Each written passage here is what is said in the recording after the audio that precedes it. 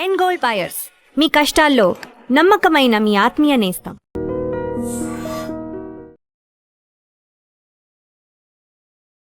నమస్కారం, welcome to I dream. ధర్మ మార్గం విత్ విజిత కార్యక్రమానికి స్వాగతం.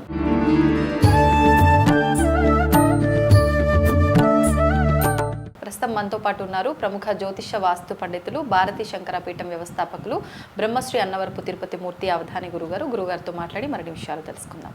నమస్కారం గురుగారు. పరమేశ్వరార్పణం. గురుగారు, ఇప్పుడు జూన్ 12వ తారీఖు నుంచి ఒక 5 రాష్ట్రాల వారికి చాలా గడ్డు కాలం ఉంది. కొంచెం వాళ్ళ పరిస్థితులు అంతా బాగా కనిపించట్లేవు, కొంచెం ఇబ్బందికర పరిస్థితులు ఉన్నాయని చెప్పన్నారు. అసలు నిజంగా బాగోలేని 5 రాశులు ఎవరు, అసలు ఎందుకు బాగుండట్లేదు, ఏం బాగుండట్లేదు, దాని గురించి ఒక వివరణ ఇవ్వండి. తప్పకుండా అమ్మ. జన్మతః జన్మాభ్యాసాత్ అని ఉంది. మామూలుగా అయితే కనుక జాడ్యం మౌఢ్యో అనేటువంటిది కుళ్ళుతో నిండిపోయినటువంటి విధానం ఇదంతా. మామూలుగా ఈ విషయం గురించి నేను బయటికి చెప్పదలుచుకోవాలా. ఎందుకు అనవసరంగా ఎవరి రాత ఎవరు బాగు చేస్తారు, బాగు చేద్దామని అనుకున్నా దానికి సిద్ధపడే వాళ్ళు ఎవరూ లేరు. మా కర్మ మేము అనుభవిస్తాము, మేము ఇలానే మురుగుంట్లో కూర్చుంటాము లేదా కుడితుట్లో కూర్చుంటాము అనేటువంటి ఉద్దేశంతోనే ఉన్నారు మినహాయిస్తే చెప్పేటువంటి విషయాన్ని విని అర్థం చేసుకొని బాగుపడి నిలబడదాము అనేటువంటి ఉద్దేశం గల వాళ్ళు 100కి 10 మందే ఉన్నారు. అందులో 5 నా కుటుంబంలో ఉన్నారు. అంటే ఎందుకంటున్నారంటే అన్నమాట, ఈ 5 రాశులు ఏవైతే ఉన్నాయో 5 రాశులు కూడా నా కుటుంబంలో ఎక్కువ ఉన్నాయి. అందులో మొట్టమొదటి రాశి నాదే. దానికి సంబంధించినటువంటి అతిగండ కాలయోగం అనేటువంటిది ఉందమ్మా. 24 రోజుల పాటు, ఎప్పటి నుంచి జూన్ 12 నుంచి 24 రోజుల పాటు అతిగండ యోగం అనేటువంటిది చాలా నిర్దిష్టంగా చెప్పబడి ఉంది. జూలై 1st వీక్ వరకు ఉండొచ్చు సుమారుగా 24 గంటలు ఇంచుమించుగా. అందులో ఈ అమావాస్య కూడా చాలా దారుణంగా ప్రభావం చూపేటట్టుంది. వాస్తవానికి నేను ఇవాళ బయలుదేరి బృందావనంలో ఉండాల్సింది, కానీ నేను బృందావనం వెళ్ళి అక్కడ అన్నీ పూర్తి చేసుకొని మళ్ళీ తిరిగి వచ్చేటప్పటికి నాకు అమావాస్య ఘడియలు వస్తాయి. ఆ అమావాస్య ఘడియలు అనేటువంటిది చాలా ప్రమాదమైతే ఉంది. ఒక మనిషికి ఏదైనా ప్రమాదం జరిగితే ఆ మనిషికి ఒక్కడికే నష్టం అనుకుంటే ఇబ్బంది లేదు. కానీ ఒక మనిషికి ప్రమాదమైనా జరిగితే రోడ్డున పడేటువంటిది కుటుంబం అమ్మ. అది దృష్టిలో ఉంచుకొని నేను ప్రయాణాన్ని కూడా క్యాన్సిల్ చేసేసుకున్నా.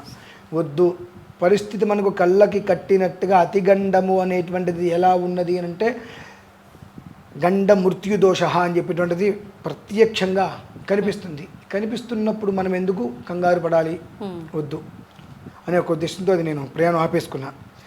2, ఆ ఒక్క 5 రాశులు కూడా నా కుటుంబంలోనే ఉండటము, ప్రధానంగా ఉండేటువంటి మొట్టమొదటిది నా రాశే కావటం అనేటువంటి దాంట్లో కొన్ని ప్రత్యేకమైనటువంటి దానికి ఒక పరిష్కారం అంటే అది యమసూక్తంతో విధానంగా. యముడు అని అంటే ప్రాణాన్ని హరించేటువంటి వాడు, సమవర్తి అని అంటారు. ఆ రోజు నక్షత్రం కూడా యమధర్మరాజు నక్షత్రం అమ్మ వచ్చింది.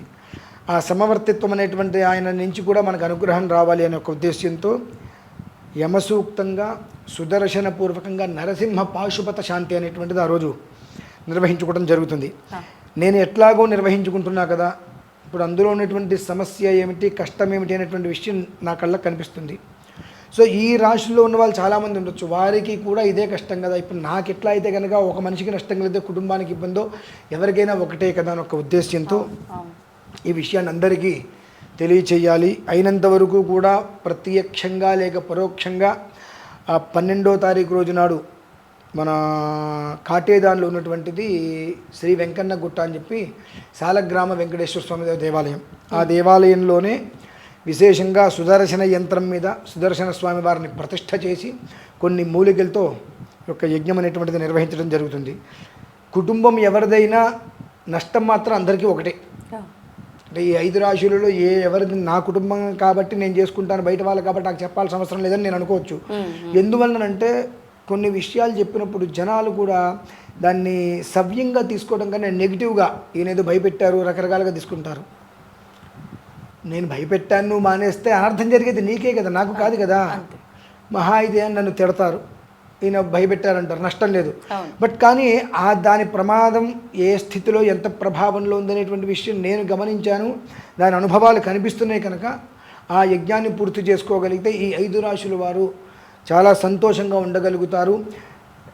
ఈ శత్రువుల ద్వారా కావచ్చు, లేదంటే అపమృత్యుగండం కావచ్చు, ప్రయాణంలో జరిగేటువంటివి కావచ్చు, ఇటువంటివి ఏవైతే ఉంటాయో వాటి నుంచి మృత్యుగండ ప్రయోగాల నుంచి బయటపడి ప్రశాంతంగా ఉండటానికి ఈ రానున్నటువంటి 24 రోజుల పాటు అది రక్షణ నిలవడానికి వీలుంటుందని ఒక ఉద్దేశంతో ఈ విషయాన్ని నేను బయటకి చెప్పడానికి సిద్ధపడ్డా. 2, ఇప్పుడు ఏవైతే నేను 5 రాశులు చెప్తానో వీరందరూ కూడా ఈ 24 రోజుల పాటు తొందరపాటు నిర్ణయాలు, దూర ప్రాంతపు ప్రయాణాలు జాగ్రత్తగా పక్కన పెట్టుకోవాలి.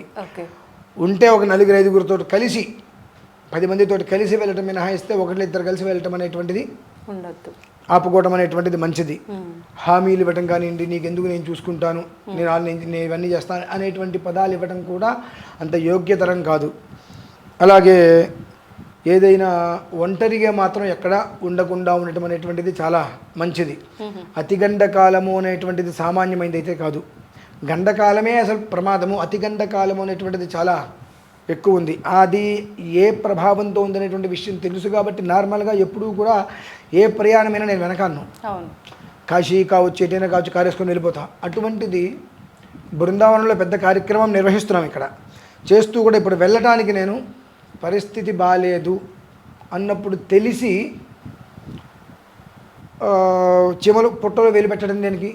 అది పుట్ట లేదంటే అది ఫ్లెగ్గు వేలు పెడితే షాక్ కొడుతుందని తెలిసిన తర్వాత మనం ఆ ప్రయత్నం చేయడం అనేటువంటిది అనవసరం. ఏది జరిగినప్పటికీ కూడా కుటుంబం ఒక మనిషిని కోల్పోతుంది. లేదు ఏదైనా కాలో చేతికి దెబ్బ తగిలి అడ్డం పడితే మనకి ఎవరైనా సేవ చేయాలి, ఆ రకంగా కూడా కుటుంబం అడ్డం పడుతుంది.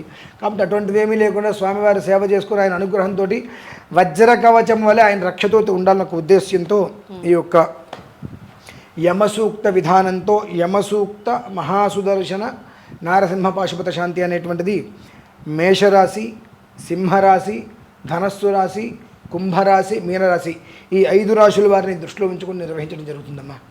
అది విషయం. ఇది పరిహారం ఈ హోమంలో కనుక పార్టిసిపేట్ చేస్తే ప్రత్యక్షంగా కనీసం పరోక్షంగా అయినా సరే పాల్గొనే ప్రయత్నం చేయడం వలన, ప్రత్యక్షంగా కనుక మీరు పాల్గొనగలిగితే అది ఒక మహాయోగం, పరోక్షంగా పాల్గొనగలిగితే గుడ్డి కన్నా మెల్లతో అంటారు చూసారా అండి, అట్లా. అదేంటండి పరోక్షంగా కలిగిన ఫలితాలు వస్తాయి కదా, వస్తాయి. నిజంగా మనకు తీరిక లేక కుదరక వెళ్ళలేకపోవడం వేరు. ఇప్పుడు సాయంత్రం 4 గంటలకి ప్రత్యేకమైన సమయంలో మొదలు పెడతాం, 4 to 6. ఆ సమయంలో ఎవరు వెళ్తారులే, ఎండగా ఉంటుంది, అంత అక్కడి వరకు ప్రయాణం చేయాలి అనే ఒక ఉద్దేశ్యంతో రాలేకపోతే వాళ్ళకి గుడ్డి కన్నా మెల్లొత్తమం. ఏదైనా బలమైన కారణం చేత నిజంగా రాలేకపోయారన్నప్పుడు ఆ ఫలితం సమంగానే ఏర్పడుతుందమ్మా, ఇబ్బంది ఏం లేదు. ఇప్పుడు ఈ రాశిలో జన్మించిన వారికి, చిన్నవారికైనా పెద్దవారికైనా, ఏ వయసు వారికైనా ఇబ్బందులు తప్పవంటారా? ఇప్పుడు చిన్నతనమైన పెద్దతనమైన ఆకలి అయితే ఒకే రకంగా వేస్తుందిగా, ఎంత కడుపుకి అంత ఆకలి. అలానే ఇది ఎప్పుడూ కూడా ధర్మము అనేటువంటిది చిన్నవాళ్ళు కాబట్టి తక్కువ ఉంటుంది, పెద్దవాళ్ళు కాబట్టి ఎక్కువ ఉంటుంది అనేది ఉంటుందండి. అది ఎప్పుడు ఏదొచ్చినా సమాంతరంగానే ఇస్తుంది, మంచి అయినా చెడైనా సమాంతరంగానే వస్తుంది. అవి గ్రహ గమనాలు, మనిషి గమనం కాదు కదా. మనిషి అయితే అక్కడి నుంచి వచ్చే విధానాన్ని అనుసరించి చిన్నగా ఉందా పెద్దగా ఉందా అని దాన్ని బట్టి వీడు ఏదైనా చేస్తాడు, కానీ అది తప్పది. ఇది భగవద్ విధానం. నువ్వు ఎలా ఉన్నప్పటికీ కూడా దాని యొక్క ఫలితం మంచి వచ్చినప్పుడు ఏ స్థితిలో నువ్వు అనుభవిస్తున్నావో, చెడు వచ్చినప్పుడు కూడా అదే స్థితిలో అనుభవిస్తావు. మంచి వచ్చినప్పుడు ఆనందంతో అనుభవించావు, అతిగండం అనేటువంటి కాలం వచ్చినప్పుడు భగవంతుణ్ణి భక్తితో ఆరాధించు, దాన్ని నేను తీసి పక్కన పెట్టేస్తాడు. అది విషయం. ఇప్పుడు ఈ హోమంకి రావాలనుకున్న వాళ్ళు దానికి సంబంధించిన విధానాలు అవన్నీ ఏ విధంగా గురుగారు? ఈ హోమంలో పాల్గొనాలనుకుంటే మామూలుగా కింద ఒక నెంబర్ ఉంటుంది కాబట్టి ఆ నెంబర్కి ఫోన్ చేసి రావాలి. అలాగే ఆ రోజు నాడు వచ్చేటువంటి స్త్రీలందరూ కూడా చీర కట్టుకొని రావాలి, జుట్టు ముడి వేసుకొని రావాలి, లేదంటే జడ వేసుకొని రావాలి. విరబోసుకొని కనుక వస్తే అక్కడి నుంచే నేను తిరిగి పంపించేస్తే అక్కడ కూర్చోబెట్టాను. అలాగే ఏమన్నా అల్పాహారం, ఉప్మా కానీ ఏదైనా అటువంటివి తిని అక్కడికి 3:30 కల్లా వచ్చేస్తే దేవాలయానికి 4 గంటలకి ప్రారంభం చేసి 6 గంటలకల్లా పూర్ణాహుతి చేసి వాళ్ళందరికీ కూడా ఐక్యప్రసాదాన్ని ఇచ్చి పంపించడం జరుగుతుందమ్మా. అది విషయం. ధన్యవాదాలు గురుగారు. Rameshwara. And for more videos, please subscribe to iDream channel. Subscribe to iDream Media. Please subscribe to iDream. Please subscribe to iDream. Please subscribe iDream. And please subscribe to iDream. For more videos, subscribe to iDream. please like, share and subscribe to the channel. Congratulations, iDream. Subscribe to iDream. Subscribe to iDream. So subscribe to iDream Media. iDream ki iDream team andarki huge congratulations. Please subscribe iDream Media. Please subscribe to iDream. Subscribe iDream. Please subscribe to iDream. I dream అంటే నా కళల channel subscribe చేసుకున్న నోరు తిరుగుతలేదు.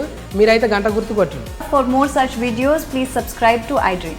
Subscribe to iDream. Please subscribe to iDream. Please subscribe iDream Media. Please do subscribe to iDream. Please subscribe to iDream Media. For best entertainment and information, please subscribe iDream. And don't forget to subscribe to iDream.